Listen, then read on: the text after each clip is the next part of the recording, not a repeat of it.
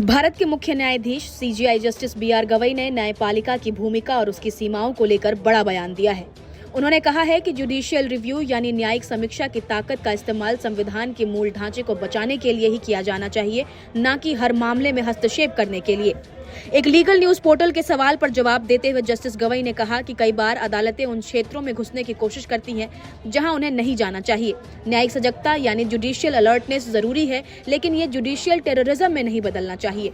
ये टिप्पणी उन्होंने ऑक्सफोर्ड यूनियन में from representation to realisation embodying the constitution's promise विषय पर भाषण के दौरान की। उन्होंने ये भी जोड़ा कि जब विधायिका और कार्यपालिका नागरिकों के अधिकारों की रक्षा करने में विफल हो जाती है, तब न्यायपालिका को दखल देना पड़ता है, लेकिन ये दखल मर्यादित और सीमित दायरे में ही होना चाहिए। सारांश में आपको जस्टिस गवई का संदेश बताते हैं। पहला, संविधान के मूल ढांचे की रक्षा जरूरी है।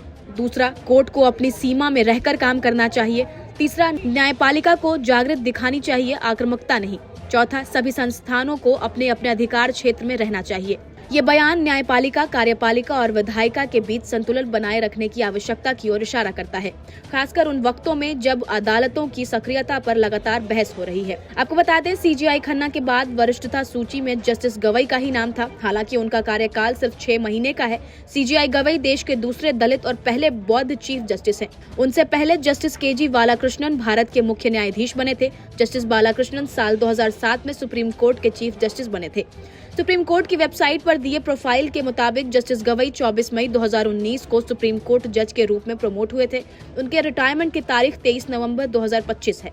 साथ ही आपको बता दें, सुप्रीम कोर्ट जज के रूप में जस्टिस गवई कई ऐतिहासिक फैसलों में शामिल रहे हैं। उनमें मोदी सरकार के 2016 के डिमोनेटाइजेशन के फैसले को बरकरार रखना और चुनावी बॉन्ड योजना को असंवैधानिक घोषित करना शामिल है। जस्टिस गवई के बाद जस्टिस सूर्यकांत वरिष्ठता सूची में आते हैं। संभावना है कि उन्हें 53वां चीफ जस्टिस बनाया जा सकता है। नमस्कार, मैं हूं मानक गुप्ता। अगर आपको हमारा ये वीडियो पसंद आया हो तो इसे लाइक और शेयर जरूर करें, और हाँ, हमें सब्सक्राइब और फॉलो करना ना भूलें, ताकि आप देश और दुनिया की कोई खबर मिस ना करें। तो जुड़े रहिए हमारे साथ और देखते रहिए न्यूज़ 24।